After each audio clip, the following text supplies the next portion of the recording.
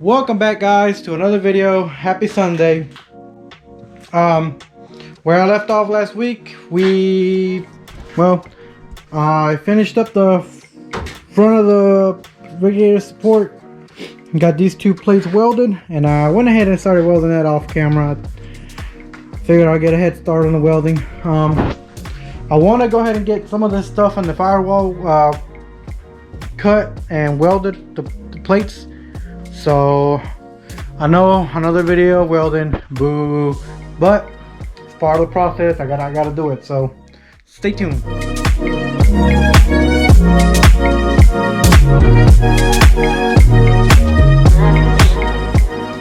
So like I was saying, I got the radiator support put in, well, welded up, got the holes filled in. did some grinding on it too. I got the plates for the front welded. Like I said, I also went ahead and welded this plate on. I still got to finish the corner right here, but what I want to focus on today is doing these smaller holes, get some of this stuff welded up, cut the plates for that, and get that tacked in and welded, so we can go ahead and get the back end somewhat started. And hopefully by the next few weeks here, I can go ahead and start grinding away the weld and making it look pretty. So we can go ahead and start doing some body work, and then hopefully get into paint. I haven't decided exactly what color I want to go with this car. I had the original stock color, I think it was called New Formula Red, with added flakes on it. Let me see if I can take a little bit off of here so you can show you. Now you can kind of see it a little bit here. So I don't know if I want to go with that or go with a completely whole new look, but we're still far away from that, so I'm not even thinking about that. Now what I'm thinking about is getting this primed up, ready for, well, body work, and then primed, and then ready for paint. But before we do any of that, like I had mentioned in my previous videos, I still have to get this treated for rust prevention. I want to spray it with some bed liner. I still gotta put a few of these grommet back put in. So we're a little bit ways far off from that, and I still gotta fit that radiator in there too. So I gotta figure out how I'm gonna put that in there.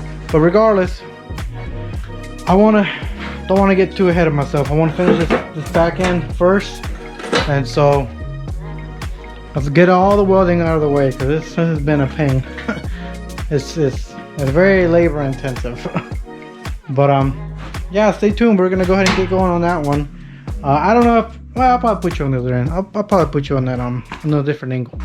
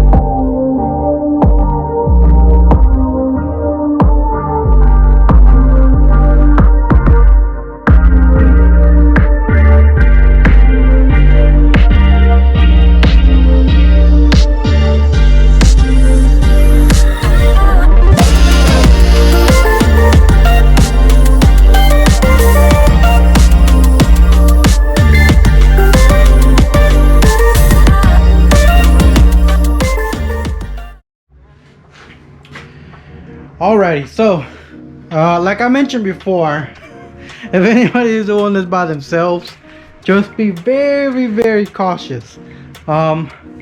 be aware of when you're looking in the hood of the welding hood. When you're looking through the lens of the welding hood, just be very mindful that this stuff catches on fire. I had a good friend of mine, Ernesto, comment on one of my videos about the paint catching on fire. I already knew that, but what I was more concerned about was the fact that there's like some kind of insulation between these two pieces of metal right here, and that tends to catch on fire. I thought I took all of it out, but evidently I didn't. There was a little piece right here that was stuck in here somewhere, and it caught on fire and it was catching fire on the inside, so I had to hurry up and throw some water on it. That's why you see all these water bottles everywhere and it's wet. But like I said, just be very mindful because it can spread quick. Luckily I was able to catch it, and I already knew how the flames look inside the hood through the lens, so I already knew it was catching on fire. Any longer and it would have probably caught the whole damn the whole wiring harness inside, and then we would have been in real trouble then. But luckily I cut it on time. Just here on this corner of this plate, it has to be, I had to put way more material on it. There was a big gap, pretty much about that big, that when I cut the plate, I left such a big gap. That was my fault. I wanted it to fit snug, but then I was like, I'm not gonna add more. I'm not gonna try to cut a little piece to try to tack weld that in, when I can just stack the weld itself, pack it in with as much of the wire as I can, and then it's gonna have to come back and hit it again with the die grinder. It's gonna be a lot more work, but at least I know that I got it. I'm not fiddling around with a piece of metal trying to get it to tack. So we're just gonna have to deal with that, like I said. So if you do this, just be careful, be mindful that it can catch on fire. Ideally, you would want to have the dash out and have everything in the back end not full of insulation or whatever that's called. I don't really know what it's called, but anyways, just be very mindful, or if you have somebody here with you while you're doing it, just to keep telling them, hey, keep an eye on it, because it can catch on fire. And best advice would be have a fire extinguisher in your shop or in your area or close by. Luckily I have water bottles in my shop, so yeah, it got wet, but I'm just glad I didn't catch the whole wiring harness on fire, because then we really would have had to have fire in here, and then I don't know if I could, well, I could probably pull my hose out, but I'm not a firefighter, so anyways, beyond that, I'm gonna go ahead and try to get this corner of the bay here first. Get those holes filled in, those little holes, that plate, that's for the clutch master cylinder, that's for the brake booster, that I don't need. So I'm going ahead and cut those plates on, get them to fit, probably tack them, weld them, and then keep going. I want to do it by sections because I don't want to just jump on just random thing, because then I'm gonna skip or miss the stuff that I wanted to get weld, and then I just have to come back. So if I can just get it all in one time, or one little section, focus on that little bit of section right there, and then hop over, I think that would be more ideal and more quicker, and that way I don't miss anything. So I'm gonna go ahead and get those cut out, and I'll get back with y'all.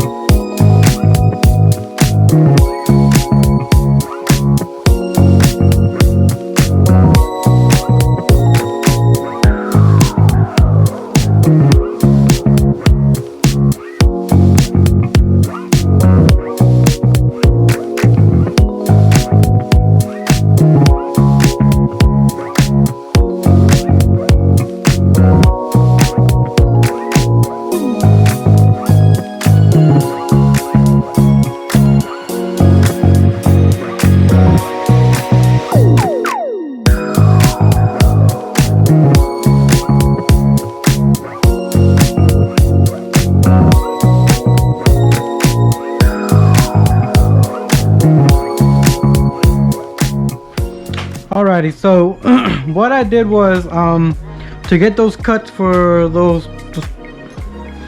these ovals. What I usually did, well, what I did was grab a piece of cardboard and just measure out from corner to well, from the longest,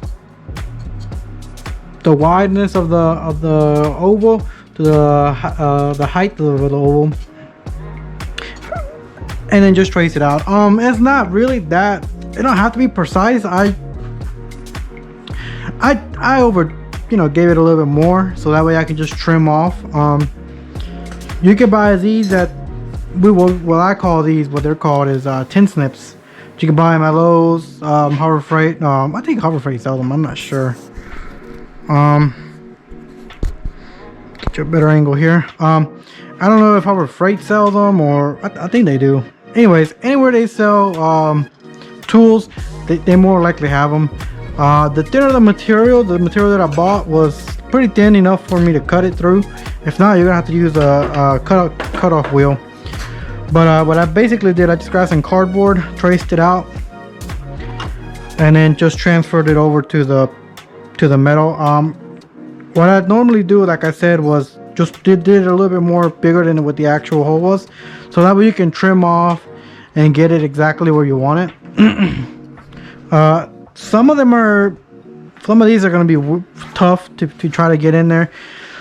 I was gonna see if I can get a hole for this, for like 2 little circles, but I think I can get this from the back end and have it pressed up against it, and I can just tack weld these holes in for this. This one fits pretty snug. I could probably get that. I can probably get this from the back end on this one and that one.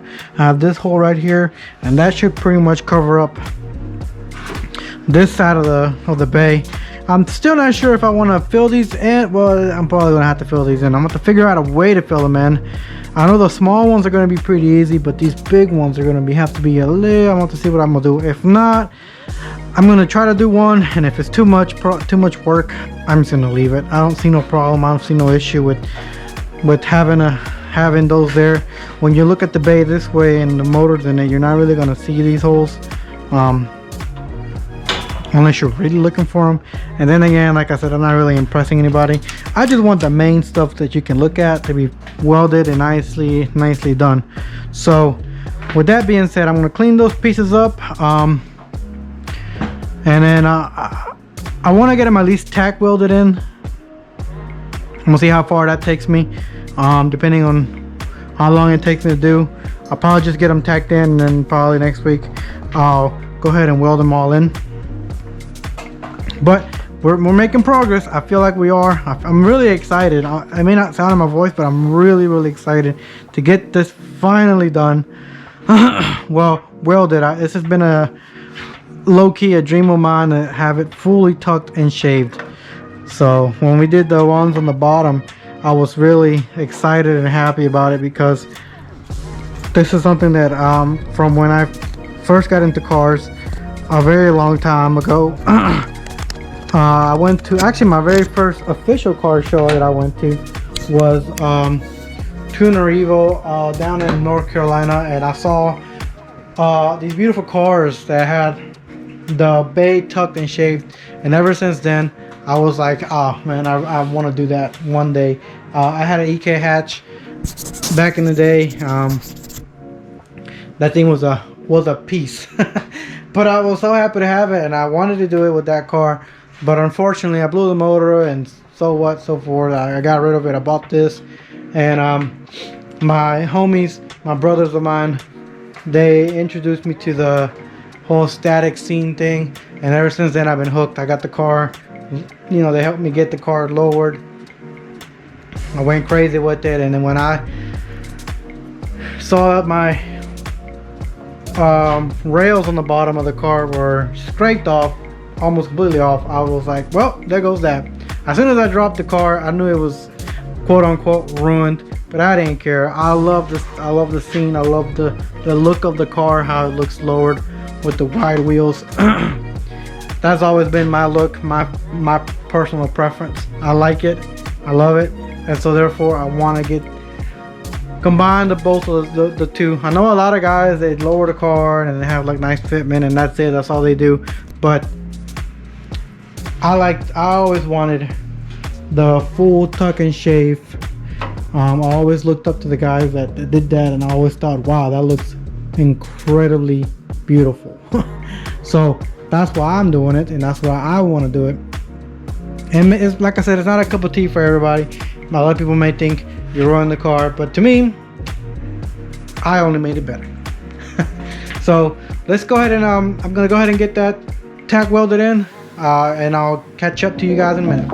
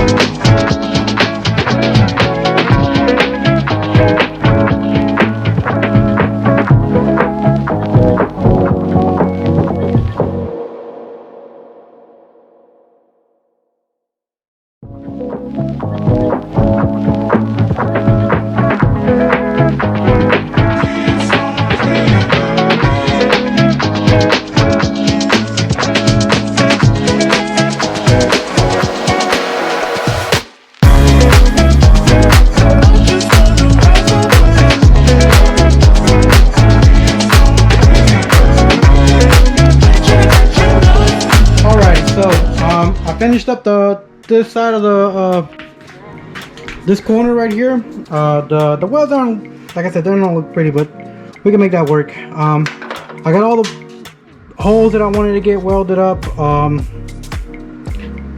Just gotta come back and grind. Probably when I get this side done here. But we're trucking along. It's not looking bad. I think by next week we should be done with all the welding, and we can continue going, and we're gonna go ahead and just go crazy with the grinding, because it's gonna be a lot of work to try to make this look good. But I'm confident that I can do it. It's no big deal. But anyways, thank you for watching. Like, comment, subscribe. Same old, you guys know. Thank you for supporting. It's gonna get better. Trust me, it's gonna get even better. Just gotta be patient. That's all it is. Just a little bit more patience. But until next time, peace. Adios.